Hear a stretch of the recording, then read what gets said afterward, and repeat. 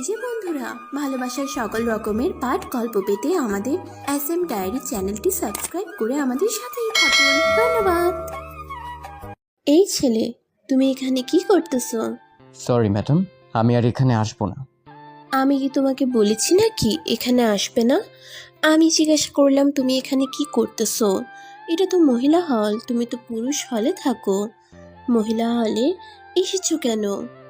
আমি কি জানি, আমি তো নতুন এসেছি। আমাকে ওই ভাইয়ারা বলে দিয়েছে এখানে আসার জন্য। এখানে নাকি দাঁড়ালে স্যার ম্যাডামরা ভালো বলবে। মেয়েদের নিরাপত্তা নিয়ে প্রশ্ন আছে এখানে, সেই জন্য আমি নিরাপত্তা দেবার জন্য এখানে দাঁড়িয়ে আছি। তুমি তো আসার পর থেকে একটা না একটা ভুল কাজ করেই চলেছ। তুমি বুঝতে পারছো না এরা তোমাকে নিয়ে মজা করতেছে? এরপরও তুমি কেন তাদের কথাই সায় দিচ্ছ? তুমি আর এখানে আসবে না, ওরা তোমাকে নিয়ে মজা করতেছে, তুমি ওদের কথাই শুনবে না। আচ্ছা ঠিক আছে ম্যাডাম, আপনি যেটা বলবেন সেটাই হবে। আমি আর ওনাদের কথা শুনবো না। তোমাকে কি সবাই এমনি এমনি পাগল বলে? আমি ম্যাডাম না, আমি তোমার ক্লাসমেট, তোমার সাথে একসাথে পড়ি। তুমি কি আমাকে ক্লাসে খেয়াল করনি? সরি, আসলে আমি জানতাম না আপনি আমার সাথে পড়েন। আমি ভাবছিলাম এখানে আমাকে দাঁড়িয়ে থাকতে দেখে ম্যাডাম এসেছে। আচ্ছা ঠিক আছে, এখন এখান থেকে চলে যাও। আর আমার নাম ইভা, আমাকে ম্যাডাম বলে ডাকবে না। ঠিক আছে, তাহলে আমি এখন যাই। আপনি এখানে থাকেন, পরে আমাকে ওরা দেখলে আবার ডাক দিবে। ওদের কথা না শুনলে ওরা আমাকে মারবে।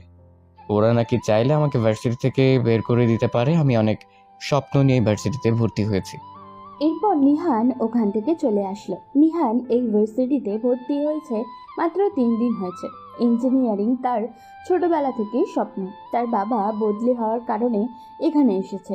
তার বাবা একজন নামকরা ডাক্তার, সরকারি চাকরি করেন, সেই জন্য বদলি হয়ে এখানে আসতে হয়েছে। সে আগে যে ভার্সিটিতে পড়তো সেই ভার্সিটিতে সব সময় ফার্স্ট হতো। এই ভার্সিটিতে আসার পর থেকেই সবাই তাকে নিয়ে মজা করত, কারণ সে একটু বোকা স্বভাবের, কারোর সাথে তেমন একটা মিশতে চায় না। তার বাবা বারবার বলেছে গাড়ির ব্যবস্থা করে দিবেন বাড়ি থেকে আসা যাওয়া করার জন্য, কিন্তু সে এটা চায় না। সে চায় ঠিকমতো পড়াশোনা করতে। সেই জন্য সিদ্ধান্ত নিয়েছে ভার্সিটির হলে থেকেই পড়াশোনা করবে। ছেলের কথা শুনে তার বাবা আর কোনো আপত্তি করেননি, তাকে ভার্সিটির হল থেকেই পড়াশোনা করার সুযোগ করে দিয়েছে। তখন সে চলে গেল রুমে। তার 3 বন্ধু থাকে, 3জনেই নতুন। তাই এই ভার্সিটি সম্পর্কে তার কোনো ধারণা নেই। সে বুঝতে পারেনি এটা মহিলা হল, কারণ এখানে কোনো জায়গা মহিলা হল লেখা নেই।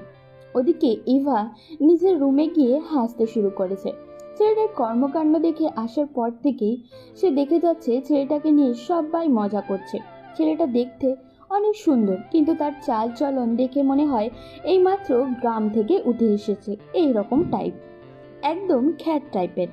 ইভা পড়াশোনায় খুব একটা ভালো না হলেও একদম যে ফেলে দেওয়ার মতো তেমনটা নয়, মোটামুটি একটা ভালো স্টুডেন্ট। পরের দিন ক্লাসে গেল। ক্লাসে যাওয়ার পর সে তার বান্ধবীর সাথে বসে আছে। তখন ক্লাসের ফার্স্ট বয় আরিয়ান তার কাছে আসলো, এসে বলল, আমি তোমাকে ভালোবাসি। অনেকদিন থেকে তোমাকে কথাটা বলতে পারিনি, আজকে তোমাকে বললাম। তুমি প্লিজ আমাকে অ্যাকসেপ্ট করে নাও। এই কথা শোনার পর ইভা কি বলবে কিছু বুঝে উঠতে পারছে না। ছেলেটার দিকে তাকায়। ছেলেটা অনেক মেধাবী, কিন্তু সমস্যা একটাই, ছেলেটা একটু গুন্ডা টাইপের। তার বাবা একজন রাজনৈতিকবিদ, সেই জন্য তার বাবার পাওয়ার নিয়ে সে সব সময় চলাফেরা করে। এই জন্যই ইভা তাকে একদম সহ্য করতে পারে না। সে তখন আরিয়ানের দিকে তাকিয়ে বলে, দেখো আরিয়ান, আমি এসব সম্পর্কে জড়াতে চাই না। আমি এখন পড়াশোনা করতে চাই। আমার বাবা মা আমাকে অনেক স্বপ্ন নিয়ে এখানে পড়তে দিয়েছেন, আমি এসব ঝামেলায় জড়াতে চাই না। কে কে ঝামেলা করবে? তুমি আমার সাথে সম্পর্ক করলে কে ঝামেলা করবে নাম বলো, আমি তাকে একদম শেষ করে ফেলবো। আমি তোমাকে ভালোবাসি এই কথা শোনার পর দেখবে তোমার সাথে কেউ লাগতে আসবে না। তুমি রাতারাতি এই ভার্সিটির কুইন হয়ে যাবে। আমার এত কিছুর প্রয়োজন নেই, আমি যেভাবে আছি ভালো আছি। তাই তুমি এই কথা আমার সামনে আর কোনোদিন বলবে না। আমি তোমাকে ভালোবাসি না, তুমি এই কথা কেন বুঝতে পারো না? আমি জানি তুমি অনেক দিন থেকে আমাকে ফলো করো। দেখো ইভা, তুমি কিন্তু ভুল করছো। এই সুযোগ কিন্তু সবাই পায় না। আমাকে কত মেয়ে প্রপোজ করেছে, কিন্তু আমি কারো প্রপোজ অ্যাকসেপ্ট করিনি, কারণ আমি তোমাকে ভালোবাসি বলে। কিন্তু তুমি আমাকে ইগনোর করছো। তোমাকে অনেক মেয়েরা ভালোবাসতে পারে, কিন্তু আমি তোমাকে ভালোবাসি না, কারণ তোমার স্বভাব আমার একদম ভালো লাগে না। আমি নিজের যোগ্যতায় এখানে এসেছি, কারো পা ধরে এখানে আসিনি। তুমি কি বলতে চাইছো? আমি কারো পায়ে ধরে এখানে এসেছি? এই কথা বলার সাহস তুমি কোথা থেকে পেলে? আমি কি একবারও সে কথা বলেছি? আমি আমার কথা বলেছি। তাই এসব ঝামেলা করো না। এখন ক্লাসের সময় হয়ে গেছে, একটু পরে স্যার চলে আসবেন। এমনি এমনি ঝামেলা করে সময় নষ্ট করো না, পড়াশোনায় মনোযোগ দাও। আরিয়ান তখন চলে গেল। তার অনেক লজ্জা লাগছিল। সে কোনোদিন কাউকে প্রপোজ করেনি। সবাই তাকে প্রপোজ করে, তবে সে কোনোদিন কারোর প্রপোজ অ্যাকসেপ্ট করেনি। কিন্তু আজকে সে একজনকে প্রপোজ করলো, কিন্তু সে তাকে অ্যাকসেপ্ট করলো না। এটা আরিয়ান মেনে নিতে পারছিল না। ক্লাস শেষ করে যখন আরিয়ান বাইরে গেল, তখন তার বন্ধু রিফাত বলে উঠল, দোস্ত, এটা কি হলো? ইভা তোকে অ্যাকসেপ্ট করলো না। তুই জানিস ক্লাসের সবাই তোকে নিয়ে হাসাহাসি করছিল। তোর ভয়ে কেউ সামনাসামনি কিছু বলতে পারছিল না, কিন্তু সবাই তোকে নিয়ে হাসাহাসি করছিল। তুই এ কথা আর বলবি না। আমার এমনিতেই মাথায় রাগ চড়ে বসে আছে। আরেকবার এই কথা বললে আমি কিন্তু যে কারো ক্ষতি করে ফেলতে পারি। তাই চুপচাপ থাক, কোনো কথা বলবি না। এর ফলাফল ইভাকে পেতেই হবে। এত বড় সাহস ওর কিভাবে হলো সেটা আমিও দেখে নেব। দোস্ত, এরকম ঝামেলা করবি না। মেয়েদের মন এভাবে পাওয়া যায় না।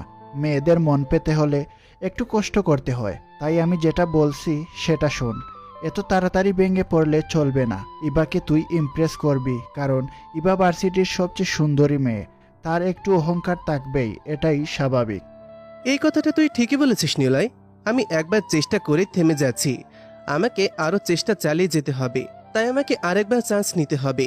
প্রথমেই ওর বিরুদ্ধে কিছু করতে গেলে পরে ঝামেলা হতে পারে। এমনিতেই আমাদের লাস্ট সেমিস্টার চলছে। যে করেই হোক এই সেমিস্টার ভালো করে সমাধান করতে হবে। তিনজন কথা বলছে। ওদিকে ইভা ক্লাস করে বসে আছে গাছের নিচে। তার বান্ধবীর সাথে একদম ভালো লাগছিল না তার। কোনো কিছু কারণ, বাড়িতে তার বাবা অসুস্থ। সে কোনো সম্পর্কে জড়িয়ে নিজের জীবনটা এখন ফাঁসাতে চায় না। ইভার বাবা সাধারণ একজন বেসরকারি অফিসের কর্মচারী ছিলেন। প্রায় 2 বছর ধরে তার শরীরের অবস্থা ভালো না। হার্টের একটা সমস্যা হয়েছে, যার কারণে হার্টে রিং পরাতে হবে। কিন্তু এত টাকা তাদের কাছে নেই। এবার অনেক স্বপ্ন সে ভালো একজন ইঞ্জিনিয়ারিং হয়ে তার বাবার চিকিৎসা করাবে। সেই জন্য সে এইসব সম্পর্কে বিশ্বাস করে না। সে আগে নিজের স্বপ্ন পূরণ করতে চায়। তারপর এই অবস্থা দেখে তার বান্ধবী রিমা বলে উঠল, দোষ, তুই আজ যেটা করলি সেটা অনেক বড় একটা ভুল কাজ করেছিস। তুই জানিস আরিয়ানের পেছনে এই পুরো ভার্সিটির মেয়ে ঘুরে বেড়ায়, কিন্তু কেউ তাকে কোনো দিন পায় না। তুই সুযোগ পেয়েও হাতছাড়া করলি কিভাবে? চুপ করো, এসব আমার একদম ভালো লাগছে না। ওই ছেলেটার কথা আমার সামনে একদম বলবি না। ছেলেটা কিভাবে পাশ করে সেটা আমি খুব ভালো করেই জানি।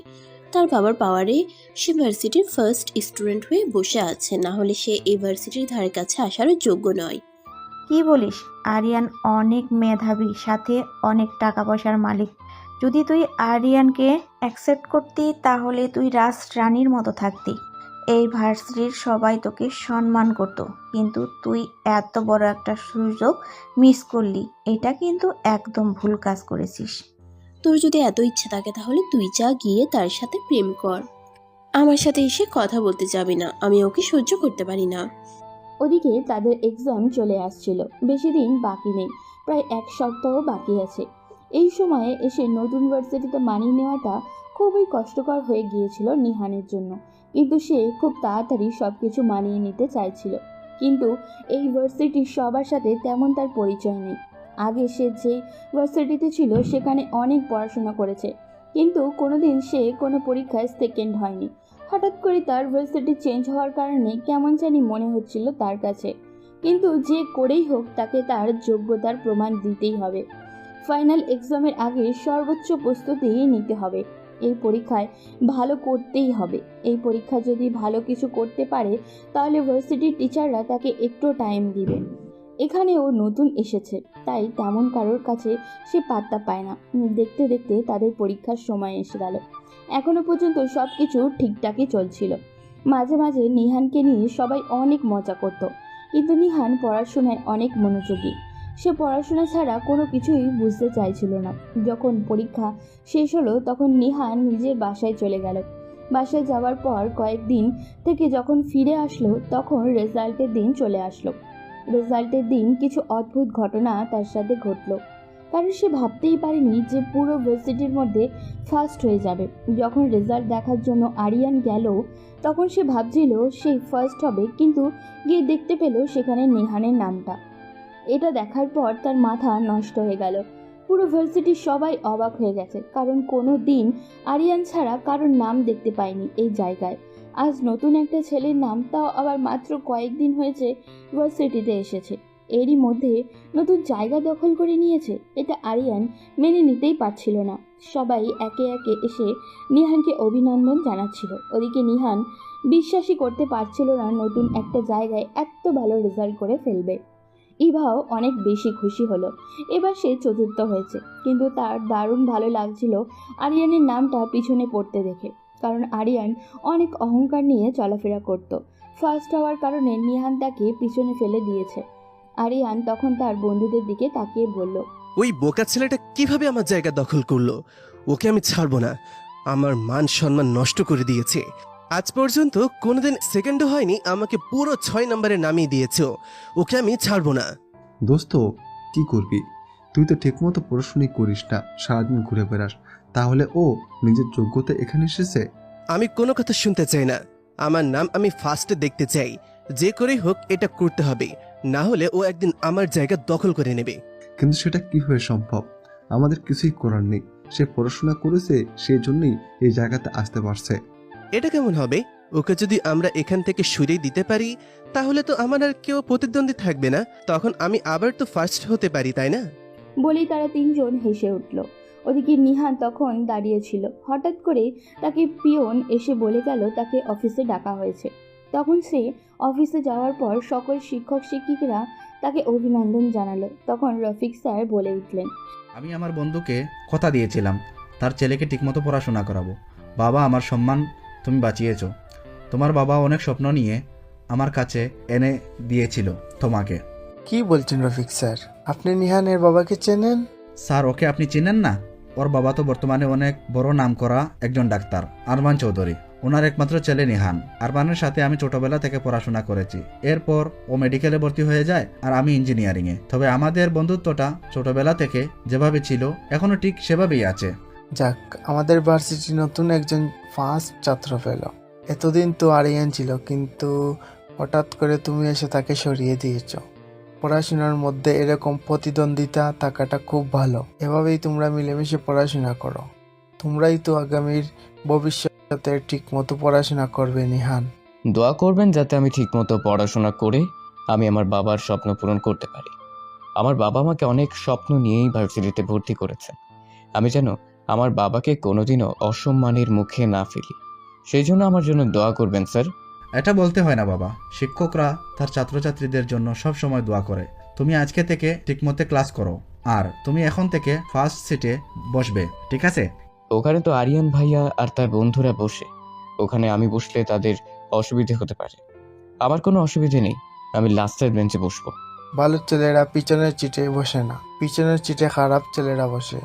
তাই তুমি কালকে থেকে ফার্স্ট সিটে বসবে। যদি কোনো সমস্যা করে তাহলে তুমি আমাকে এসে বলবে, ঠিক আছে? নিহান মাথা নাড়িয়ে চলে আসলো। পরের দিন যখন ক্লাসে গেল তখন ফার্স্ট সিটে বসতে গেল আরিয়ানের বন্ধু নিলয় বলে উঠল, এই ছেলে, তুই এখানে বসবি কেন? জানিস না এখানে আমরা 3 বন্ধু বসি? তাহলে তুই এখানে বসতে চাইছিস কেন? আমাকে স্যার বলেছে এখানে বসার জন্য, আমাকে বলেছে আর পিছনে যেন না বসি। কি বললি তুই? সামনের সিটে বসবি তাই না? এমন তাপ্পর দিব যে আর দ্বিতীয় দিন এই জায়গায় বসার নাম করতে পারবি না। তাড়াতাড়ি এখান থেকে গিয়ে পিছনের সিটে বস, না হলে একদম শেষ করে ফেলবো। আমি তো এখানে বসতে চাইনি স্যার, আমাকে বাধ্য করেছে। এখানে বসার জন্য প্রিন্সিপাল স্যার নিজে বলেছেন। এখানে বসার জন্য আমি এখানে বসতে চাই না। এর মধ্যে বাকি 2 জন প্রবেশ করে ক্লাসের সবাই তাদের দিকে তাকিয়ে আছে। আরিয়ান তখন নিহানের দিকে তাকিয়ে কলার চেপে ধরে বলে, একদম ন্যাকা সাজার চেষ্টা করবেন না। আমরা জানি প্রিন্সিপাল স্যারকে এটা তুই বলেছিস, না হলে প্রিন্সিপাল স্যার এই কথা কোনোদিনও বলতো না। দেখো, তোমরা কিন্তু এখন বেয়াদবি করছো। আমি কোনোদিন মিথ্যে কথা বলি না। তোমরা কেন আমাকে ফাঁসিয়ে দেওয়ার চেষ্টা করছো? আমি তো বলছি স্যার, আমাকে বলেছেন এখানে বসার কথা। আমার মুখে মুখে কথা, তাই না? তোকে এমন শিক্ষা দেব আর কোনোদিন এখানে বসার নাম করতে পারবি না। বলেই আরিয়ান নিহানের গালে ঠাস ঠাস করে 2টা থাপ্পড় মেরে দিল। এটা দেখার পর ইভা আর বসে থাকতে পারল না, কারণ ছেলেটাকে তারা দিনের পর দিন অত্যাচার করে যাবে এটা সে মেনে নিতে পারছিল না। তখন সে এগিয়ে এসে আরিয়ানকে বলে, আরিয়ান, তুমি এটা কি করছো? তুমি তাকে মারছো কেন? তুমি ফার্স্ট ছিলে, কিন্তু বর্তমানে সে ফার্স্ট। তাই তুমি এই জায়গাটা ছেড়ে দাও, এখন এটা তার জায়গা। ও তাই নাকি? তোমাকে কে বলেছে এখানে আসার জন্য? তোমাকে আমি কিছু বলবো না এটা ভেবো না। তোমাকে আমি ভালোবাসতাম, কিন্তু তুমি আমাকে ইগনোর করে অনেক বড় ভুল করেছো। তোমাকেও এর শাস্তি পেতেই হবে। আমাকে শাস্তি দেওয়ার সাহস তোমার নেই, তাই এসব কথা বন্ধ করে তার জায়গা ছেড়ে দাও। স্যার যখন বলেছে সে এখানে বসবে, তাহলে তোমরা কেন এখানে বসতে বাধা দিচ্ছ তাকে? আমি দিব না, পারলে যা ইচ্ছা কর। তোকে আমি ভালোবাসতাম বলে তুই ভাবিস না তোকে আমি ছেড়ে দেব। তোকে এমন শিক্ষা দিব যে আর কোনোদিন আমার নাম মুখে নিতে পারবি না তুই। তুমি কি ভাবছো আরিয়ান? তোমার এরকম ধমকে আমি ভয় পাবো? আমি এতটা বোকা মেয়ে নয়। ছেলেটাকে বোকা পেয়ে তোমরা যা ইচ্ছা তাই করে যাচ্ছ। এটা অন্য কেউ হলে কোনোদিনও মেনে নিত না। এর মধ্যে রফিক স্যার ক্লাসে প্রবেশ করেন। এটা দেখার পর তিনি অনেক অবাক হন, কারণ সব ছেলেমেয়েরা আরিয়ান এবং বাকিদের দিকে তাকিয়ে আছে। তখন তিনি জিজ্ঞাসা করেন, কি ব্যাপার ইবা, এখানে কি হয়েছে? তোমরা সবাই এখানে একত্রে দাঁড়িয়ে আছো কেন? কোনো সমস্যা হয়েছে? স্যার, আপনি বলেছেন নিহানকে এখানে বসার কথা, কিন্তু আরিয়ান কিছুতেই তাকে এখানে বসতে দিচ্ছে না, উল্টো তাকে মেরেছে। কি ব্যাপার আরিয়ান, ইবা যেটা বলছে সেটা সত্যি নাকি? তুমি কিভাবে তার গায়ে হাত তুললে? তোমার এত সাহস কি করে হলো? স্যার, একবার ফার্স্ট হয়ে এইখানে বসার অধিকার কিভাবে পেল? আমি এতদিন থেকে এই ভার্সিটিতে ফার্স্ট ছিলাম, তাই আমাকে এখান থেকে সরানোর অধিকার কে দিল তাকে? এটা প্রিন্সিপাল দিয়েছেন।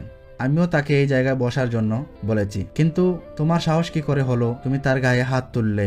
সে বোকা বলে তুমি তার গায়ে হাত তুলে ফেললে, এত বড় সাহস তোমার? স্যার, আমার কথা বোঝার চেষ্টা করুন। আরিয়ান, আমি তোমার আর কোনো কথা শুনতে চাই না। তুমি তাড়াতাড়ি এখন থেকে পেছনের সিটে বসো। আর নিলয় এবং রিফাত, কালকে থেকে তোমরা আরিয়ানের সাথে বসবে না। তোমরা কেন আগে বসবে? এই ভার্সিটির মধ্যে যদি কোনো বাজে স্টুডেন্ট থেকে থাকে তাহলে তোমরা দুজন। আমার বন্ধুরা আমি যেখানে থাকবো সেখানে থাকবে, তাদেরকে সরিয়ে দেওয়ার চেষ্টা করেছেন। জানেন, আমি যদি আমার আব্বুকে বলি তাহলে আপনার চাকরি চলে যেতে পারে। তুমি আমাকে চাকরির ভয় দেখাচ্ছ। আমি কি তোমার বাবার কারণে এখানে চাকরি পেয়েছি নাকি? আমি নিজের যোগ্যতায় এখানে চাকরি পেয়েছি। তাই এরকম কথা আর একদিন বললে তোমাকে আমি ভার্সিটি থেকে বের করে দেওয়ার ব্যবস্থা করব। আরিয়ান আর কোনো কথা বলল না, কারণ সে বুঝতে পেরেছে উপরে সবাই ক্ষেপে গেছে, কিন্তু সেটা মেনে নিতে পারছিল না। তার মাথা প্রচণ্ড গরম হয়ে গেছে, কিন্তু এখন যা কিছুই হয়ে যাক না কেন সে সহ্য করবে। এদের সবার উপর থেকে সে প্রতিশোধ নেবে, ঠিক করে ফেলেছে। সে আর কোনো কথা বলে না বলে পেছনের সিটে গিয়ে বসলো। ওদিকে নিহান কিছুতেই খুশি হতে পারছিল না। সে চাইছিল না আগের সিটে বসতে, কারণ তারা এতদিন থেকে এই জায়গায় বসে তাদের একটা অধিকার আছে। তাদের অধিকার সে নষ্ট করতে চায় না, কিন্তু স্যারের অর্ডার তাই অমান্য করতে পারছে না। তাই সে কোনো কথা না বলে সামনের সিটে বসে পড়ল। ক্লাস শেষ করে এসে নিহান ক্যাম্পাসে একটা গাছের নিচে বসে আছে। তার কিছুই ভালো লাগছে না। তখন ইভা তার পাশে এসে বলল, কি ব্যাপার, তুমি এখানে মন খারাপ করে বসে আছো কেন? আর তোমাকে কতদিন বলেছি না তুমি এরকম বোকা টাইপের সেজে থাকবে না। তুমি বোকা বলে সবাই তোমার উপর সুযোগ নিতে চায়। আজকে তোমাকে আরিয়ান থাপ্পড় মেরে দিল, তুমি চাইলে উল্টো তাকে মারতে পারতে। দেখেন, আমি কারোর সাথে ঝামেলা করতে চাই না। আমি এখানে পড়াশোনা করার জন্য এসেছি, তাই পড়াশোনা করতে চাই। আমাকে মেরেছে বলে যে আমি তাকে মারবো, তাহলে আমার আর তার মধ্যে পার্থক্য কি থাকলো? তুমি অনেক সহজ সরল, সে কারণেই তোমার উপর সবাই প্রতিশোধ নিতে চায়। ওরা তোমার ক্ষতি করার চেষ্টা করবে, তাই তুমি সাবধানে থাকবে এখন থেকে। আমি কি করব বলেন? আমার তো কিছুই করার নেই। আমি কি করে তাদের থেকে সাবধানে থাকবো? তারা তো চাইলে আমার উপর প্রতিশোধ নিতে পারে, কিন্তু আমি তাদের বিরুদ্ধে কিছুই করব না। জানো নিহান, আমিও একসময় তোমার মতো ছিলাম, সে কারণে সবাই আমার সাথে এরকম ব্যবহার করত। কিন্তু যখন আমি প্রতিবাদ করা শুরু করেছি, তখন দেখো কেউ আমার সাথে কোনো কিছু করে না। তাই তোমাকেও প্রতিবাদ করতে হবে, এভাবে সবকিছু মেনে নিলে চলবে না। কিন্তু আমি কিভাবে প্রতিবাদ করব? আমার সেই সাহস নেই। আমার বাবা যদি জানতে পারে তাহলে আমাকে শেষ করে ফেলবে। আমি আমার বাবার স্বপ্ন পূরণ করার জন্য এখানে এসেছি, আমি কোনো ঝামেলা করতে চাই না। আমরা কি বন্ধু হতে পারি নিহান? এখানে আসলে আমার তেমন কারোর সাথে বন্ধুত্ব নেই, শুধু 2-3টা বান্ধবী আছে, কিন্তু তাদের চরিত্র অন্যরকম, তাই আমি তাদের সাথে কোনো মতেই মানিয়ে নিতে পারছি না। নিহান এখন কি করবে কিছুই বুঝে উঠতে পারছিল না। ইভা তার দিকে হাত বাড়িয়ে আছে। সে কারোর সাথে বন্ধুত্ব করতে চাইতো না, কিন্তু ইভার ব্যবহার তাকে অনেক ভালো লেগেছে, সেই জন্য সে হাত বাড়িয়ে বন্ধুত্ব করে নিল। ইভা তখন তাকে বলল, আচ্ছা, তোমার ব্যাপারে কোনো কিছুই জানা হলো না। তোমার বাসা কোথায়? আমার বাসা এখানেই, কিন্তু আমি আমার বাবাকে বলে এখানে এসেছি। আমার বাবা একজন ডক্টর, আরমান চৌধুরী। ওনার অনেক নাম ডাক, সেই জন্য আমি ভার্সিটির হলে থেকে পড়াশোনা করতে চাই। কারণ সবাই বলবে বাবারে পাওয়ারে পড়াশোনা করতেছি, তাই আমি এই কথাটা না শোনার জন্য এখানে এসেছি। কি বলছো? আমি জানতাম তুমি গ্রাম থেকে এসেছো, সেই জন্য কোনো কিছু বুঝতে পারছো না। তুমি তো গ্রামের ছেলে না, তাহলে তুমি এরকম করছো কেন? আর তোমার পোশাক আশাকের অবস্থা এরকম কেন? আসলে আমিও ভালো পোশাক পরতে পারি, কিন্তু আমি ভার্সিটিতে কোনো স্মার্টনেস দেখানোর জায়গা মনে করি না, সেই জন্য এরকম পোশাক পরি না। আমিও চাইলে পারতাম এসব সামান্য আমার কাছে, কিন্তু আমি সেটাকে একদম অপছন্দ করি। আর আমরা যে কথায় কথায় গ্রামের লোকদের অপমান করি, আপনি কি জানেন গ্রামের মানুষরা এখন কত স্মার্ট হয়ে গেছে? তাদের জীবনযাপন কত উন্নত হয়েছে। সেটা জানি, কিন্তু আমরা আগে থেকে এটা বলে আসছি, সেজন্য এরকম হয়ে গেছে। আর তুমি আমাকে এখনো আপনি করে বলছো কেন? তুমি করে বলবে আজ থেকে। আচ্ছা ঠিক আছে, আমার ব্যাপারে না হয়ে জানলে, কিন্তু তোমার ব্যাপারে কিছু বলবে না? আমার ব্যাপারে আর কি করব? আমাকে যেরকম দেখছো সেরকমই। আসলে আমি আমার নিজের স্বপ্নকে পূরণ করার জন্য এখানে এসেছি। আমার পরিবারে উপার্জন করার মতো কেউ নেই। আমি 2টা টিউশন করি, সেটা দিয়ে যা পারি বাড়িতে পাঠাই। আর ভার্সিটিতে আমার কথা বলা আছে, এখানকার কর্তৃপক্ষ আমাকে ফ্রিতে পড়াশোনা করার সুযোগ দিয়েছে। আসলে আমার পরিবারের অবস্থা খুবই খারাপ। আমার বাবা একজন বেসরকারি কর্মকর্তা ছিলেন। উনি অনেকদিন আগে অসুস্থ, হার্টে রিং পরানো লাগবে, সেই জন্য টাকার ব্যবস্থা করতে হবে, কিন্তু কিছুতেই টাকা ম্যানেজ করতে পারছিলাম না। অনেক টাকা প্রয়োজন অপারেশনের জন্য।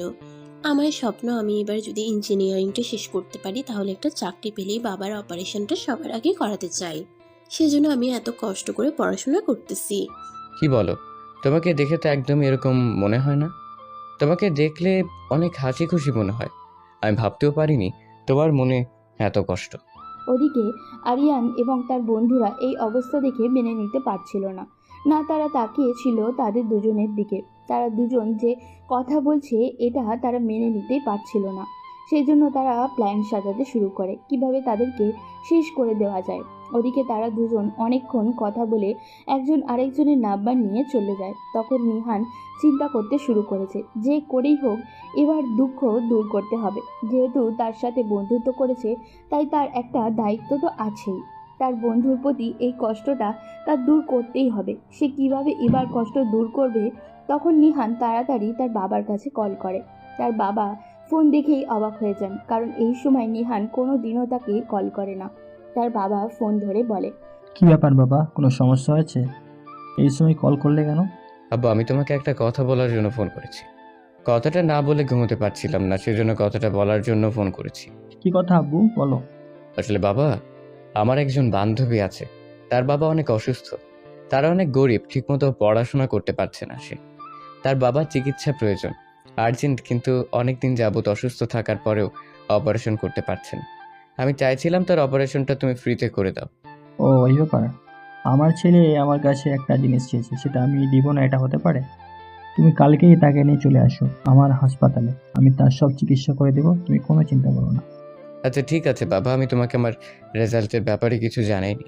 তোমাকে জানাতে হবে না, তোমার স্যার ফোন করেছিল, সব কিছু আমাকে বলেছে। আমি তোমাকে নিয়ে গর্বিত। আমার ছেলে কোনোদিন আমার সম্মান নষ্ট করবে না, সেটা আমি খুব ভালো করেই জানি। তুমি কালকে সকাল সকাল তাকে নিয়ে চলে আসবে। ওকে বাবা, এখন রাখি। নিহান তখন ফোন রেখে নিশ্চিন্ত মনে ঘুমিয়ে পড়ে। পরের দিন সকালে যখন ভার্সিটিতে যায়, তখন ইভা দেখতেই নিহান পিছন দিক থেকে তাকে ডাকে। ইভা পিছনে ফিরে বলে, কি ব্যাপার নিহান, এখন ডাকছো কেন? ক্লাসে গেলেই তো দেখা হতো। আসলে তোমার সাথে আমার কিছু কথা ছিল, তুমি একটু আমার সাথে একটা জায়গায় যেতে পারবে? কোথায় যেতে চাও আর কি কথা? এখানে বলতে কোনো সমস্যা হবে? আসলে আমি তোমার বাবাকে দেখতে যেতে চাই, প্লিজ তোমার বাসায় আমাকে নিয়ে যাবে? ইভা বেশ অবাক হলো, হঠাৎ নিহান কেন তাকে এই কথাটা বলছে। কিছু বুঝে উঠতে পারছে না ইভা। তখন সে বলল, তুমি আমার বাবাকে দেখতে যেতে চাইছো হঠাৎ করে? আচ্ছা চলো, পরে সব কথা বলবো, আগে তোমার বাবার সাথে আমার দেখা করো। আচ্ছা ঠিক আছে, চলো। এরপর তারা বাইরে চলে আসে। একটু পরে একটা গাড়ি আসে। ইভা অবাক হয়ে যায়, হঠাৎ গাড়ি কোথা থেকে আসলো। নিহান তখন ইভাকে নিয়ে গাড়িতে উঠে প্রায় 3 ঘন্টা পর তারা এসে ইভাদের বাসায় পৌঁছায়। বাসায় পৌঁছানোর পর ভিতরে প্রবেশ করতেই ইভার মা দৌড়ে এসে ইভাকে জড়িয়ে ধরে বলে, মা, তুই আমাদের না জানিয়ে চলে আসলি?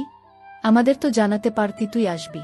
আমরা তোকে কতবার বললাম এখানে আসার কথা, কিন্তু তুই আসলি না। আজকে হঠাৎ করে কেন, কি সমস্যা হয়েছে? আম্মু, তুমি এত পাগলামো করো না।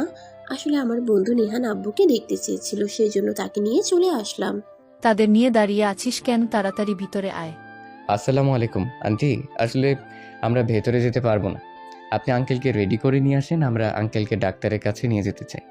আপনি একটু কষ্ট করে আঙ্কেলকে একটু তাড়াতাড়ি রেডি করে নিয়ে আসুন। নিহান, তুমি এটা কি বলছো? তুমি বলছিলে আব্বুকে দেখতে আসবে, এখন বলছো ডাক্তারের কাছে নিয়ে যাবে। বুঝতে পারলাম না কিছু। ইভা, তুমি আমার উপরে বিশ্বাস রাখো, আমি তোমাকে ঠকাবো না। তুমি আঙ্কেলকে নিয়ে আসো গাড়িতে। ইভা কোনো কিছুই বুঝে উঠতে পারছিল না নিহান এখন কি করতে চাইছে। সে তার বাবাকে রেডি করে গাড়িতে উঠে বসে।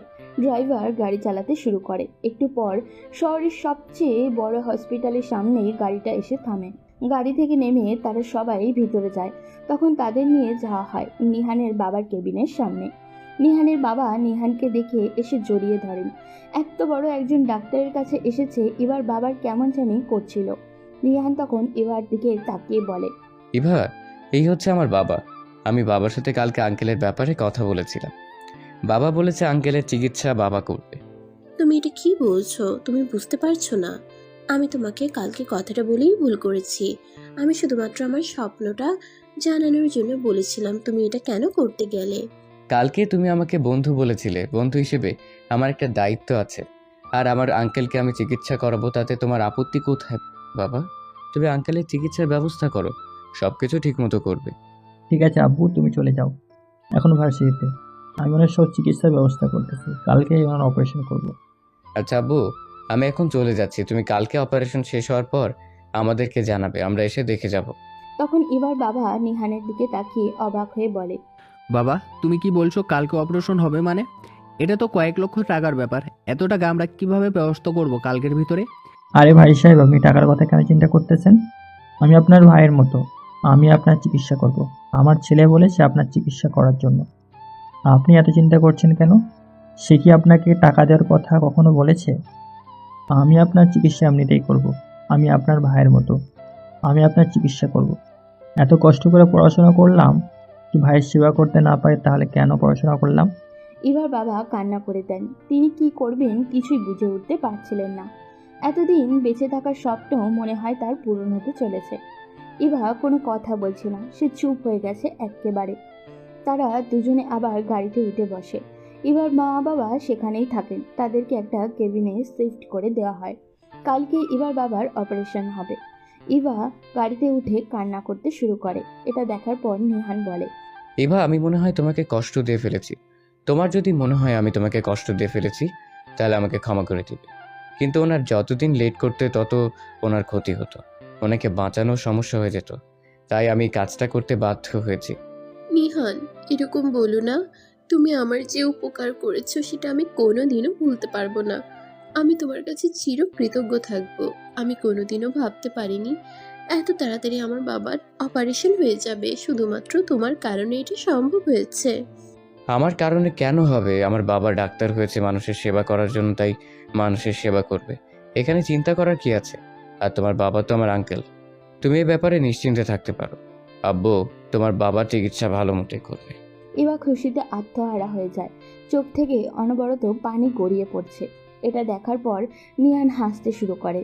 ইভা অবাক হয়, তাকিয়ে আছে ছেলেটার হাসি অনেক সুন্দর। সে এতদিন লক্ষ্য না করলেও এখন লক্ষ্য করেছে। ওদিকে আরিয়ান এবং নিলয় বসেছিল ক্যাম্পাসে। তখন রিফাত দৌড়ে এসে বলল, দোস্ত, একটা ঘটনা ঘটে গেছে। তুই কি জানিস ওই বোকা ছেলেটা ইভাকে নিয়ে চলে গেছে গাড়িতে করে? তুই এখানে বসে আঙ্গুল চুষ। আমি বলেছিলাম মেয়েটাকে সুযোগ দেওয়ার কোনো দরকার নেই, কিন্তু তুই নীলের কথা শুনে সুযোগ দিলি। এখন দেখছিস কি হয়েছে। এত বড় সাহস, আমার প্রপোজাল অ্যাকসেপ্ট না করে ওই বোকা ছেলেটার সাথে ডেটিং এ গেছে। আজকে আসার পর ওকে আর বাঁচতে দেব না, ওকে একদম শেষ করে ফেলবো। তোদের মাথায় এত ফালতু আইডিয়া সব সময় ঘুরে। ভার্সিটিতে এমন কোনো ঘটনা ঘটাতে গেলে উল্টো আমরা ফেসে যাব। তাই আমার মাথায় একটা প্ল্যান আছে, এটা শোন। এটার মতো কাজ করলে কোনোদিন আমাদেরকে ফাঁসতে হবে না। বল, যদি আমরা ফেসে না গিয়ে কাজটা কমপ্লিট করতে পারি তাহলে তুই আমাকে যেটা বলবি তোকে সেটাই দেব। তখন নিলয় আরিয়ানের কাছে এসে একটা প্ল্যানের কথা বলে। এটা শোনার পর আরিয়ান হাসতে শুরু করে। তার প্ল্যানটা অনেক পছন্দ হয়েছে। আরিয়ান হাসতে হাসতে বলে, তাহলে কথা মতো প্রথমে আমাদের কয়েকদিন অভিনয় চালিয়ে যেতে হবে। এরপর আসল সময় আসলে ওদেরকে এমন প্যাচের মধ্যে ফেলবো যে ওই ইভা নিজে এসে আমার কাছে ধরা দেবে। দোস্ত, আমার মনে হচ্ছে এই প্ল্যানটা কাজ করবে। তুই এই প্ল্যানটা চালিয়ে যা, নিশ্চিত এটা করলে আমরা ওদের দুজনকে আমাদের হাতে নিয়ে আসতে পারবো। তাহলে এটা আমাদের পরবর্তী কাজ। আর তো মাত্র কয়েক মাস বাকি। এমন শিক্ষা দিব আর কোনোদিন এইরকম কোনো কাজ করবে না, সমাজে মুখ দেখাতে পারবে না, ও সম্মান সবকিছু শেষ করে দেব। বলেই তারা হাসতে শুরু করে। তারা অনেক জঘন্য একটা প্ল্যান সাজিয়েছে। এই প্ল্যান মতো কাজ করলে তারা ইভার জীবন ধ্বংস করে দিবে। ওদিকে নিহান ইভাকে নিয়ে একটা রেস্টুরেন্টে যায়। দুজনে খাওয়া দাওয়া করে বেরিয়ে আসে একসাথে। অনেকক্ষণ গল্প করে আজকে, আর তাদের ক্লাস করা হলো না। পরের দিন ক্লাস করে একসাথে বের হয়। তখন নিহানের বাবা কল করে নিহানের কাছে। হ্যাঁ বাবা বলো, আঙ্কেলের অপারেশন কি ঠিকমতো হয়েছে? এটা বলার জন্যই ফোন দিয়েছি। তুমি এক কাজ করো, তোমার বন্ধুকে নিয়ে চলে আসো। ওনার অপারেশনে আমি রাতে শেষ করেছি। এখন ওনার মেয়েকে উনি দেখতে চাইছেন। আচ্ছা ঠিক আছে আব্বু, তুমি কোনো চিন্তা করো না, আমি কিছুক্ষণের মধ্যে ওকে নিয়ে চলে আসছি। ইভা এতক্ষণ অনেক চিন্তার মধ্যেই ছিল। যখন এই কথাটা শুনে তখন তার চোখ দিয়ে অনবরত জল গড়িয়ে পড়তে শুরু করে। এটা দেখার পর নিহান ইভার দিকে একটু রাগী দৃষ্টিতেই তাকিয়ে বলে, এখানে কান্না করবে নাকি আমার সাথে যাবে? আঙ্কেলের জ্ঞান ফিরেছে, তোমাকে দেখতে চাইছেন, তাই এখন আমাদেরকে তাড়াতাড়ি যেতে হবে। এরপর তারা দুজনে চলে যায়। আবার সেই 2 ঘন্টার রাস্তা পাড়ি দিতে হয়। হসপিটালে গিয়ে নিহান তো পুরোই অবাক। তার মা দাঁড়িয়ে আছেন। সে তার মাকে গিয়ে জড়িয়ে ধরে। ইভাও নিহানের মায়ের সাথে দেখা করে নিজের বাবার কাছে চলে যায়। গিয়ে কান্না করতে শুরু করে। তার বাবা তার দিকে তাকিয়ে বলে, কি ব্যাপার মা, কান্না করছিস কেন?